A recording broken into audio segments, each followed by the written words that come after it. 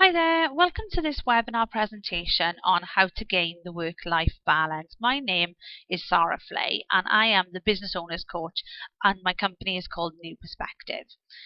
I've been asked a lot lately about the work-life balance, and people have been asking me, how do they gain it? How do they make it happen in their lives? How do they create that equilibrium of work and life? And I decided that because lots of people were interested and wanted answers to questions, that we would have a presentation based on it. We would look at what it is, and that's what we're going to cover today. What is the work-life balance? What happens when you work hard? What happens when you play hard? What do you get if you have certain circumstances that affect the ability to work or to have social time and personal time?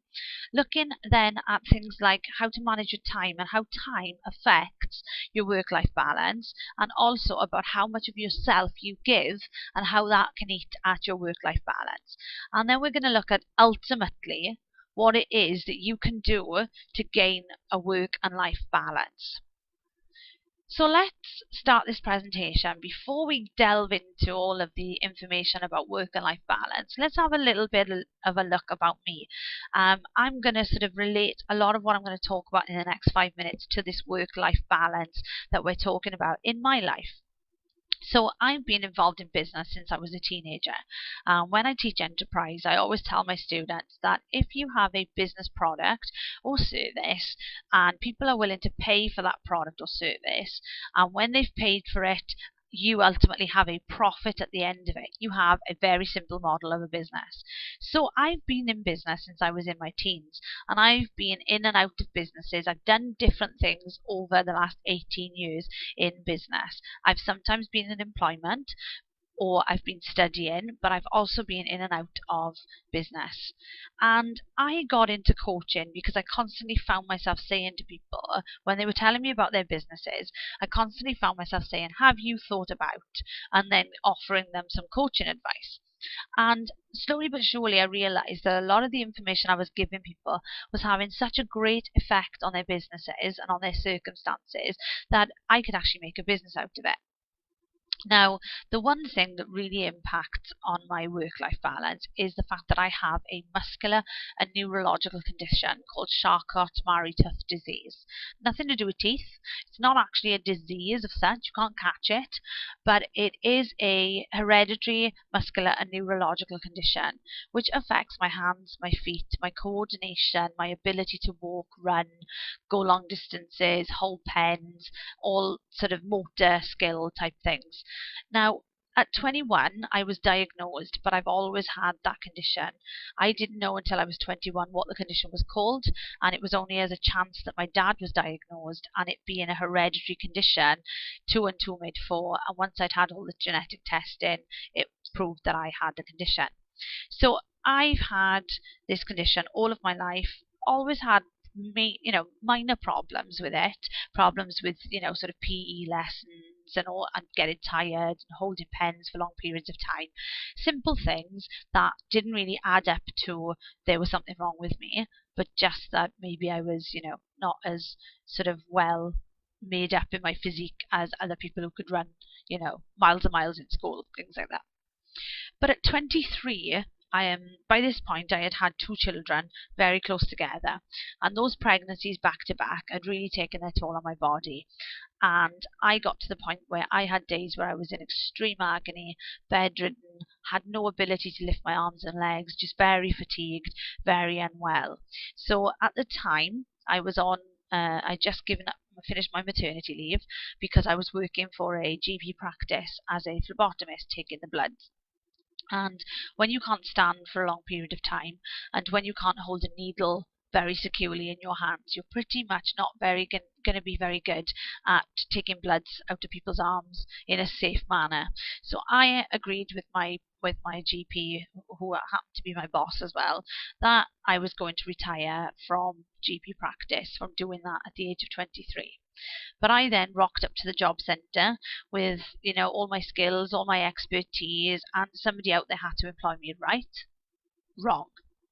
after having lots of sort of support, in inverted commas, very loose term, having support from the job centre and from an advisor, I was ultimately told that at 23, with this condition, I was never going to work again. I was unemployable because I had good days and bad days, days where I couldn't get out of bed and days where I could do the bare minimum, a couple of hours at the most, with lots of breaks in between. And so who really was going to be able to employ somebody like that? So I had a choice to make. What was I going to do? Was I going to become a government statistic, or was I going to find a way to contribute to society and to be a really valid part of society? So in the 10 years from that diagnosis, taking us up to 2013, I studied my degree in business and management. And during that time, I found that I loved business and I loved how business worked and I loved all the bare bones of business and the techniques and theory behind it. And so I realized that actually my way of contributing to society, to be able to give something into society as an employed human being or as a working human being, I could actually start my own business. And so that's exactly what I decided to do. And I graduated in 2008 and spent the next couple of years trying to find the right business for me and what I could bring back to my self confidence in order to be able to start a business and to run a successful business. So in 2011, I officially started my first big girl business, as I call it. So none of my teenage dabblings in business, but more a proper full-on business. I started in 2011. And within 10 years, 2 years, sorry, I started 10 businesses. Would have been all right if in 10 years I'd started 2. So already we can see that I had a lot of work on my plate. I had 10 companies running alongside each other. 9 of those were in the gift industry. They were all different related businesses. So for instance, I had a wedding favour company, I had a corporate promotional confectionery company, I had a candy buffet business, and I separated them all because they were all very different clientele, different customers, different messages. So it was easier for me to have 10 smaller businesses than it was to try and market under one umbrella to all these different people. So running 10 businesses and knowing that I've got 2 children and I've got a husband, my work-life balance was already beginning to be impacted. There was only so much that I could do as a physical human being, and now add on top of that I've got this muscular and neurological condition, that when I physically work too hard, my body will scream and shout at me and shut me down, and I will need a day off because I can't move, because I'm aching and I need painkillers, which then dumb me out and I can't even hold a decent conversation. So already I have factors, and in this presentation we're going to look at the factors in your circumstances that will impact on your work-life balance. So I've got my 10 companies, and then in 2012, in the second year of being in business, I was recognised as one of Wales's top 25 rising entrepreneurs. So Insider magazine realised that, wow, this girl is doing something. We need to keep an eye on her because she's really going to emerge in Wales as an entrepreneur. That then also impacted on my work-life balance in a pressurized way, because then being recognized in this position made me think, well, I need to work harder because I need to live up to this reputation that I've now gained, this recognition that I've had. I now need to live up to it. So as much as it was such a proud moment for me, it was a great achievement, and my award sits on my desk now and I very proudly look at it on a regular basis. But funnily enough, psychologically, it brought a whole other impact on my work-life balance. But you know what? I'm living proof that anything is possible if you can believe and apply yourself. Over 10 years ago, I was told I'd never work again. And within 10 years, gained a degree, started 10 companies, and at the time of recording, I'm now on my way to, my postgrad diploma in entrepreneurial studies, which I'm currently undertaking at the moment in 2013. So the characteristics that allow someone to do this, well, I'm determined. I'm very feisty. I will fight for what I believe in and what I want to achieve. And even though you probably don't pick it up on this presentation, I am quite a loud, proud Welsh person. You'll probably pick up the Welsh bit, but I'm trying not to be loud so that I don't deafen your ears. And then a little bit of fun not tip about me, knowledge about me, is that I love shopping. I'm fascinated by cars, absolutely love them, love how they gain their price tags and how they determine the engine sizes and the brake horsepowers, and I won't go on because I don't want to bore you. But then, ultimately my work-life balance comes down to the fact that I am a mum. I am a mum of two boys who I want to be there for them while they're growing up, but I also want to provide for them so that they have everything in life that they possibly want and what money can buy. Because ultimately, that is what most of us are in business for, is to make money. So that's about me. That's about the circumstances and the issues that impact my work-life balance. So now let's go on to look at what is the work-life balance. So you'll see my lovely seesaw on the page right now, and you'll see that it's tipped down towards life and up towards work. So if you have a lot going on in your life, it will impact your work. And exactly the same as if you have a lot of work going on, it will impact on your life. One thing that I would say right now at the start of all of this is that in a work-life balance, everything in society screams that that seesaw should be equal. Each side should be equal. Each side should have a nice balance on it. And in reality, that is never the case. If you work hard, it will impact your life. If you have a massive amount of time taken up by your personal circumstances and your life situations, that will impact on your work.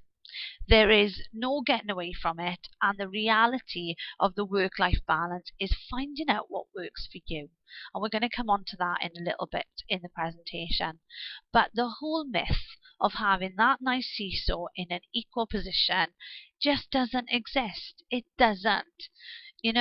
Most people who are very wealthy, who can afford help, support, childcare, cleaners, and all of the things that help them to get a better perspective in their life, they have worked really hard.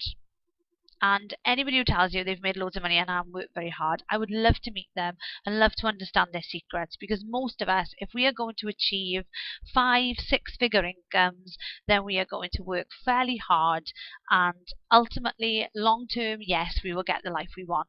But you have to put in and get out what you want in life. And so ultimately, the work-life balance can only be relating to you and your circumstances. And we're going to look at that in a bit more in depth. Right, if you look at my lovely lady here who is extremely hardworking, she has a pile of work piling up here, and it's just getting completely mad. Now, when you start a business, in the early years of business, or even if you are running a business alongside a full-time job, this is pretty much how you feel. This picture pretty much sums up the entrepreneur in the early years. You have so much that you have to do that you literally could be working 90-hour weeks. And what I didn't say earlier in the presentation is that in August 2013, I actually came to a very drastic decision that I no longer wanted to run my gift companies. They weren't satisfying my goals anymore. They weren't achieving for me what I had initially set out to achieve. Now, bear in mind that what I wanted to do was I wanted to be a contributing person within society. I wanted to earn an income that would give me a decent, comfortable lifestyle. That would mean that I didn't have to have a mortgage, that I could buy my own home.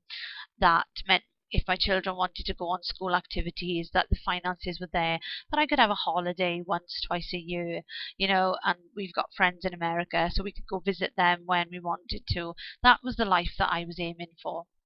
And the gift company had got to the point where day in, day out, I was spending all of my time with my staff, working on my staff's mindset, my staff's issues, things like broken laptops and staff having meltdowns and not being, and nothing to do with work, but all to do with their outside life. And I had become the employer rather than the business owner. And that wasn't what I wanted to do. That wasn't how comfortable I was. So I sold my businesses.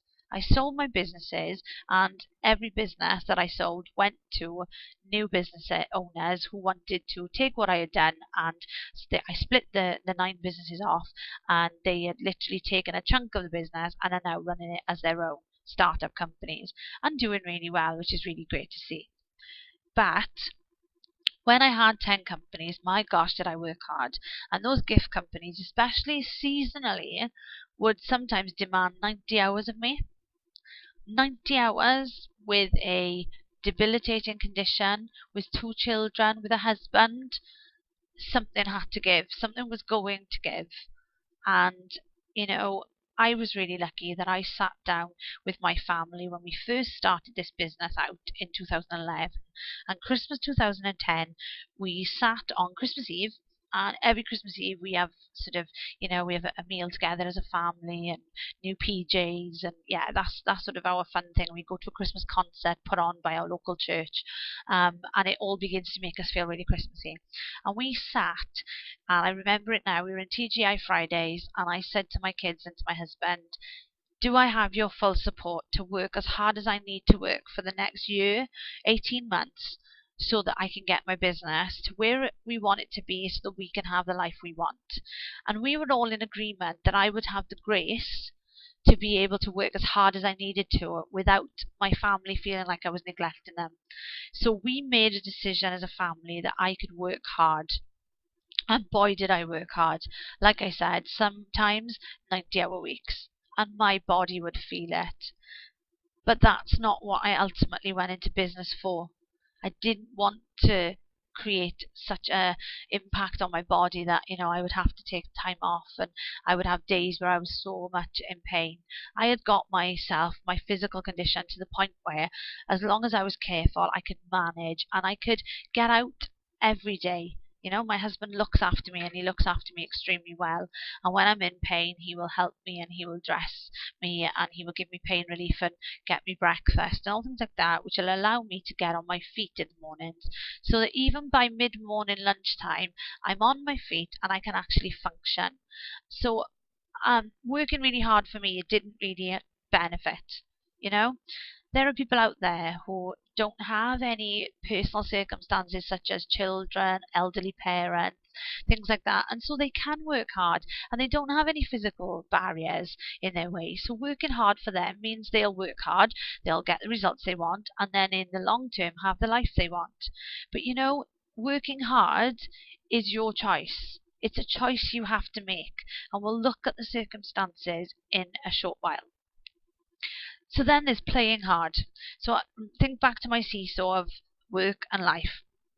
So playing hard can be anything. It doesn't have to be, as I've shown here, nights out with friends. It could be anything. It could be you having a day where, you just want to sew, you just want to bake, you want to go have coffee with friends. You want that social life as much as you want to work.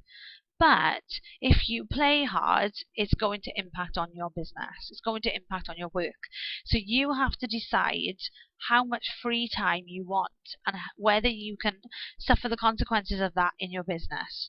So if you want to get to a 6-figure income, but you only want to work 2 days a week, you're going to have to be really smart over how you work. You're going to have to really think about how much effort you put in on those 2 days. The one thing that I would say is that if you are a mum, and many of us are mums, and a lot of us in business do try and balance our work life, think of it in this terms. If you want to spend an evening a week with your children, going to the cinema, having a meal, family time as we call it in our house, then if you work during that time, how much are you actually realistically going to get done?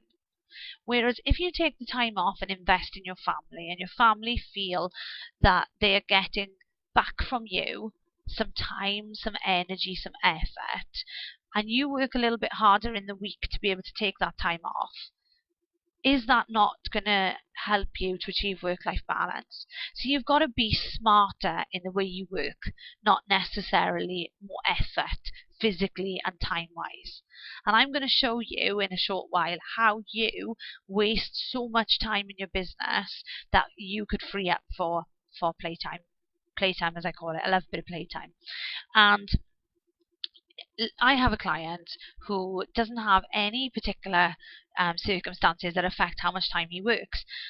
But he knew that he was jumping all over the place in his work. So he really didn't have a structure, really didn't have a plan. He was just going from day to day, opportunity to opportunity, and he was working ridiculous hours. I mean, he was working from 7 in the morning till midnight. But he was also out every weekend, 2 nights a week with his mates, trying to recover from those nights out, and all of that impacted on actually how much time he was spending on the fundamental things in his business. So if you want to have 2 days a week to work on your business, 3 days a week with your family, that is nobody else's decision other than yours. But what you need to then do is be realistic over the impact that is going to have on the amount of time you have to work and the amount of money you have to generate. So you've got to be smart. It all comes down to smart rather than work input. So let's take a look at your circumstances. And circumstances don't have to be a negative thing. Circumstances can be very positive. So if you have children, or you may have godchildren, or you may have nieces and nephews that you love to spend time with, and ultimately they are a massive chunk of why you do what you do, then you have to weigh up with them how much time you dedicate to your life and how much time you dedicate to your work. You may have elderly parents that rely on you to take them shopping, or perhaps you like to take them out 1 day a week and do something with them. That impacts on the work and the life balance. Now please listen to what I'm saying. Hear me out on this. I'm not saying that these are barriers. These are factors, and it's a very different thing. Because, as I said at the beginning of the presentation, that seesaw can only be balanced by you. You have the control in your life. And for you, if you have nothing that inhibits you, in terms of nothing that you have to consider, that's what I'm talking about. No considerations in your life other than if you want to work hard, you work hard. If you want to play hard, you play hard. Nothing impacts on that ability, then it's ultimately your decision to work hard, play hard. If you have any of these things on this screen and more, I could put so many more on here, then you have to balance what you have with what you can achieve. So there's only 18 years that you get when your kids are kids, and there's probably actually only maybe 12 years where they need you in their life. The teenage years, they're sort of like, they begin to spread their wings, and I'm in the process now of my oldest beginning to spread his wings, and he doesn't need me as much as he did before, but we like to have our coffee time, as we call it. Now, I don't mind getting up early in the morning, and as long as I haven't had a stressful day the day before or a full-on day the day before, I'm pretty sound getting up. I normally wake up a bit earlier than I need to get out of bed and take my medication and just begin to come round. We then me and my oldest go for a coffee, and we chat about life, about school, about work, about anything. It doesn't matter. Sometimes we talk about the most bizarre things, We were talking the other day about superheroes and villains, and he's a really intellectual child, and he's amazing. He really fascinates me every single day. And, we have our coffee time. Now, my youngest doesn't like mornings, doesn't appreciate getting up in the mornings at all, and he prefers to have mine and his time in the afternoons after school. So after school, 1 day a month, I will take some time and we will go and have a McDonald's together or something, where we chat about. Normally he tells me about what's going on with the Swans football club and stuff like that. So he's on a completely different level to his brother. But it's that input of me time. And then I try as best as possible every Saturday to spend time with my husband. We go off and we just have coffee together, we do stuff together. And then one day in the week, one morning in a week, I'll have coffee with him and we'll catch up on a business level because he's my business partner. So we catch up on a business level. I tell him about all my frustrations, about what's not working. So we make time. And that's what it's about, making time. You have 24 hours in a day. And what you do with those 24 hours is in your control. And if you believe otherwise, then that's where you need to stop. And that's where you need to pay attention to your circumstances and your situation. Because you have 24 hours a day, they are given to you. And it's up to you what you do with them. So if you have 8 hours today to work on your business, what you do in those 8 hours is ultimately up to you. It's your control. And you can either have 8 hours of complete faffing about, getting nothing done, or you can have 8 hours of solid, focused work that you've planned out, and the next day you can take the day off because you've worked really, really hard. And we're going to look at time management in a little while. You know, you probably, as all of us do, have a certain level of income that you need in order to pay your bills, to cover your personal bills and your business bills. So there is a certain amount of pressure on you to achieve a certain amount of income to pay your bills. Because ultimately you do not want the red letters, you do not want the bills coming through the door that you can't pay. So you have to work hard to a certain extent to pay your way, to be able to keep a roof over your head, to put food in your fridge, to put petrol in your car, and to put clothes on your back. Those are the basic needs. And most of us in business in the early years will focus on getting by the basic needs, you know? So that's something that will impact on your work and life balance. Some people, for them, the most important thing is that they have a holiday once a year. At a certain time of year, a certain level of holiday, so a certain, so it could be that they absolutely want an all-inclusive holiday somewhere hot and exotic once a year, and that's really important to them. So that is ultimately on the life side of the seesaw, but in order to pay for that, you have to do the work side. So again, that is a consideration that will impact on your work and your life balance. Some people have a lot of involvement in local clubs and societies and chambers of commerce and guides and brownies and school PTAs and board of governors and lots of different things that we're all involved in, and they're important to us. So in our diaries we are blocking out time where we know we have to be available for these things, and that then impacts on our work time. So you can see that every single one of us has individual circumstances that will impact on the work-life balance, and only you will know what's important to you and how much work time you need and how much lifetime you need.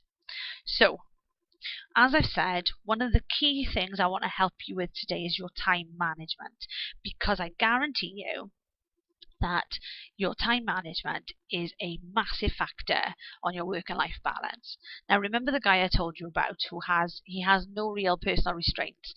He has no commitments, circumstances that impact on how much he works and how much he plays. I actually did an exercise with him that gave him structure in his business.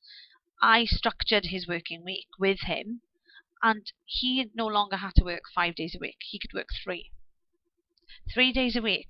He managed to save and claw back 2 days a week.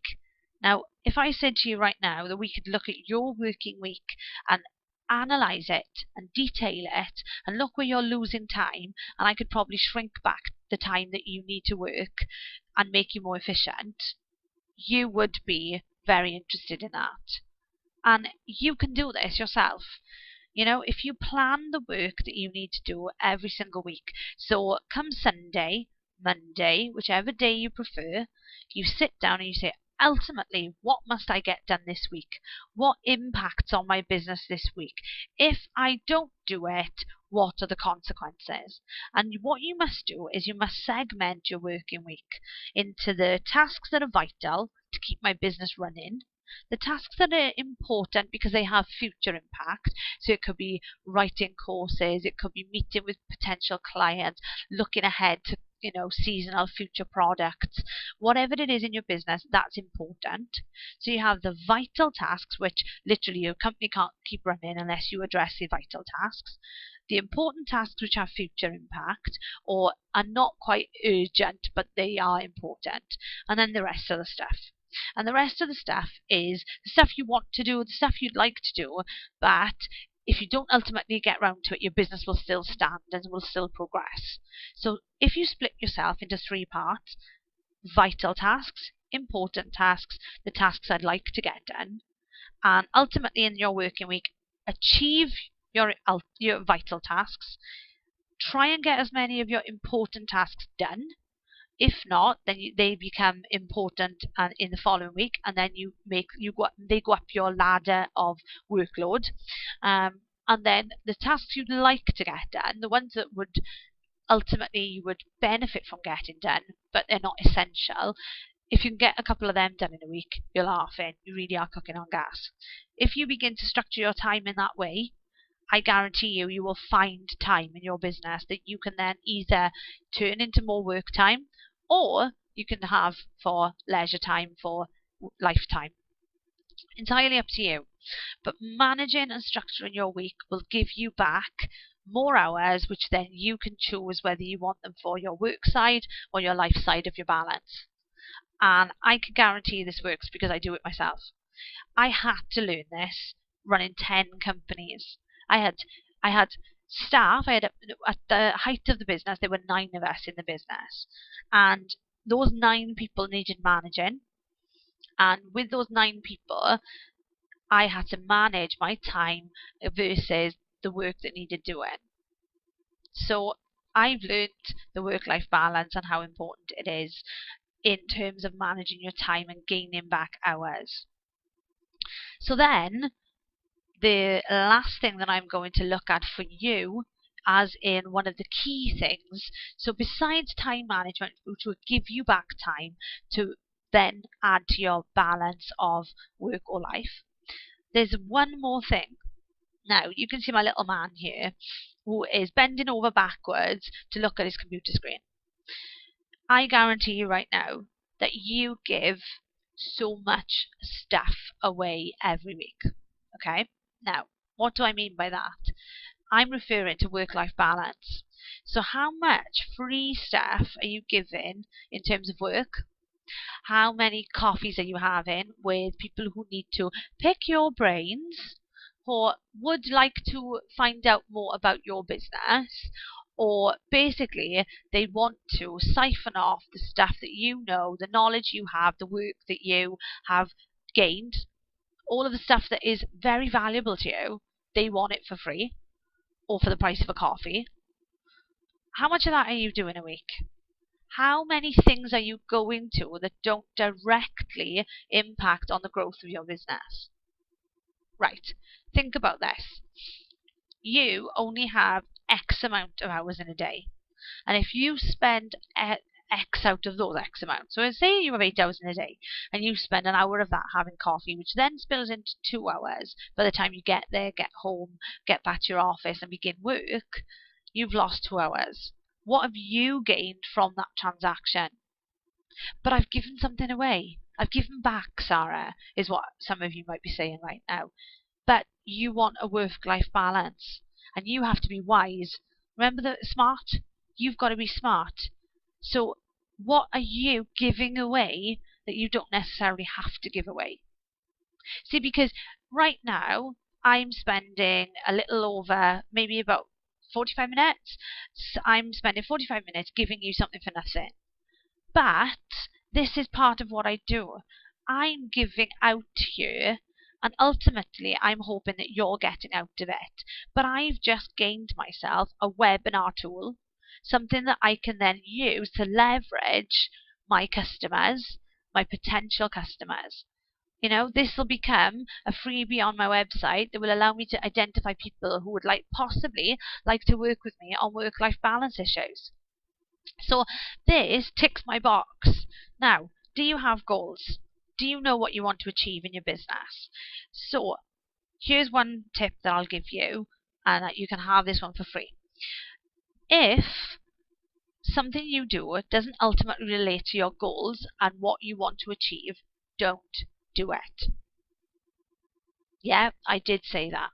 So, if going for a coffee with your mate Joe, who's about to set up a business and wants to pick your brains and wants to get all the insider knowledge, is basically what she's saying, without being as upfront as that, does helping Joe fit in with what you want to achieve in your work-life balance, or is it going to take away from it?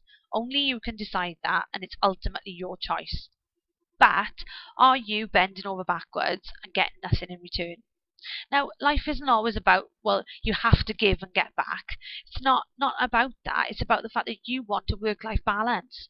And if you're wasting resources, time, energy in helping everybody else, but your business isn't getting the work-life balance that you really want, and your life isn't flowing as you want it to, then stop.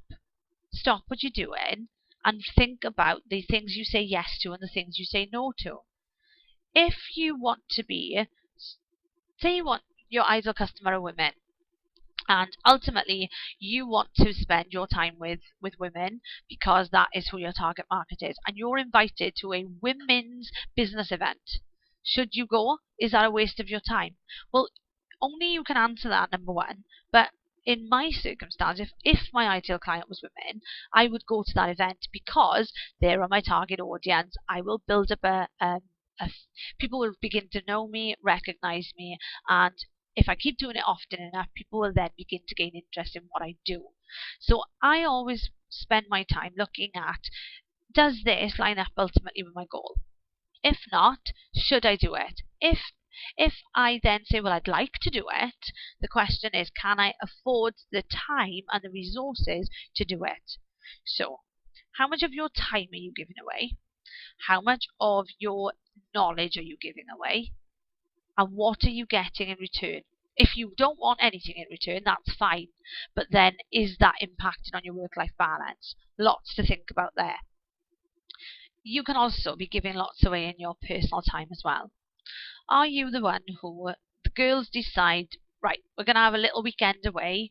Are you the one who always people rely on to book the hotel, book the travel, book the restaurant, book the tickets for the show, and all of that type of stuff? Can somebody help you and take the weight, take the load off of you so that you haven't spent 6 hours, researching what time the show is, how much the tickets are, getting everybody to pay, hiring a bus, finding a hotel with enough rooms? Can one person do the tickets? Can one person do the hotel? Can one person do the travel? See, you don't have to be the saint that carries all of the weight. Now, ultimately, I know you'll thoroughly enjoy your girly weekend away, but the problem you've got is that you've spent all of that time that could have been worked in your business where other people could help.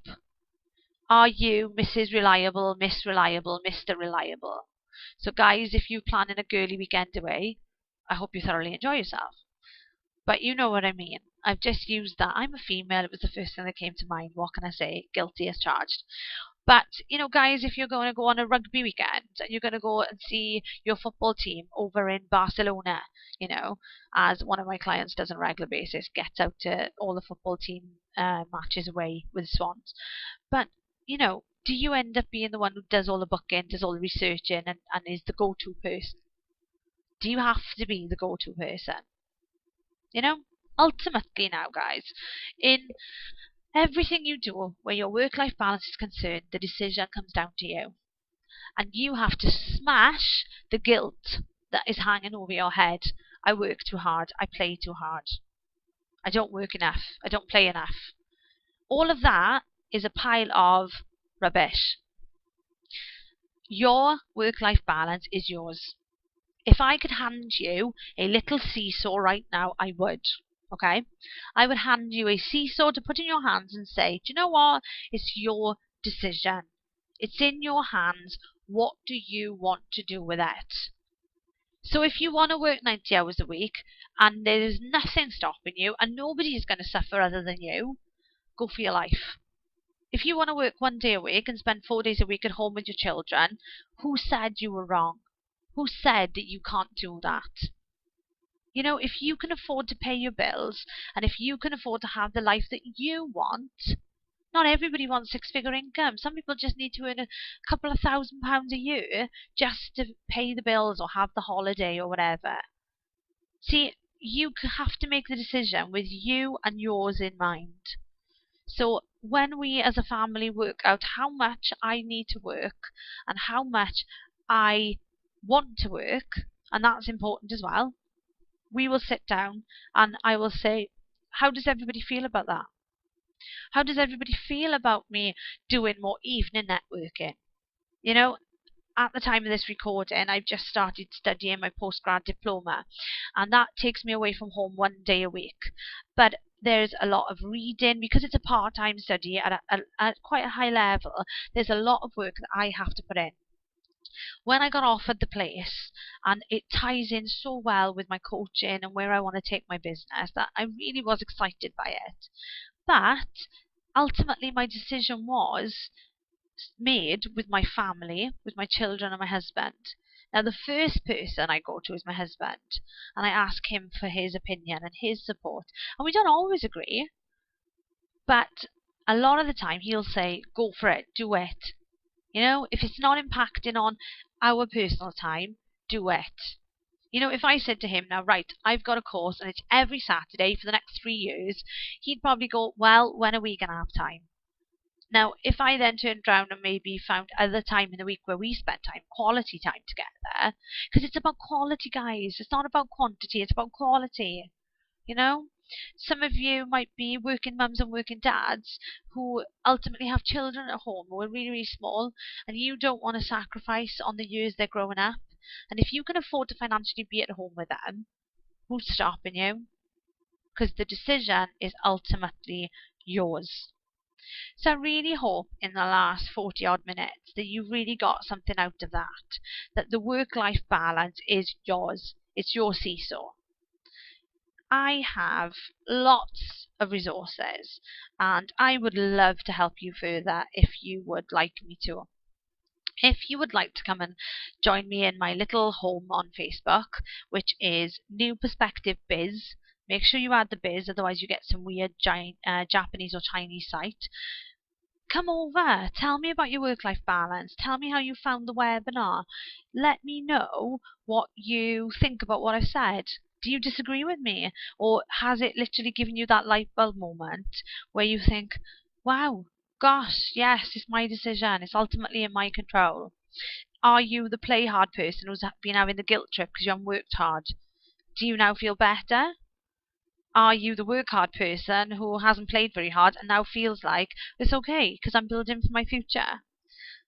I really hope that you've got lots out of this presentation because I feel like I've put lots in. And I have further resources on my website which will help you with leads and time and all things like that, and I'm going to be adding lots of resources to the website. But come over to Facebook and let's have a chat about what we've spoken about today. Let me know what you think, and if you have any questions or personal situations that you would like help with, I would love to help you. It's been a real pleasure helping you to really demystify the work-life balance and make it yours, make it your decision. So I really hope that you have got lots out of it. And just remember, when it comes to the work-life balance, you and you alone can make the decision as to which way the seesaw goes. It's been a pleasure sharing this information with you, and I look forward to sharing even more in the future. Thank you. Bye.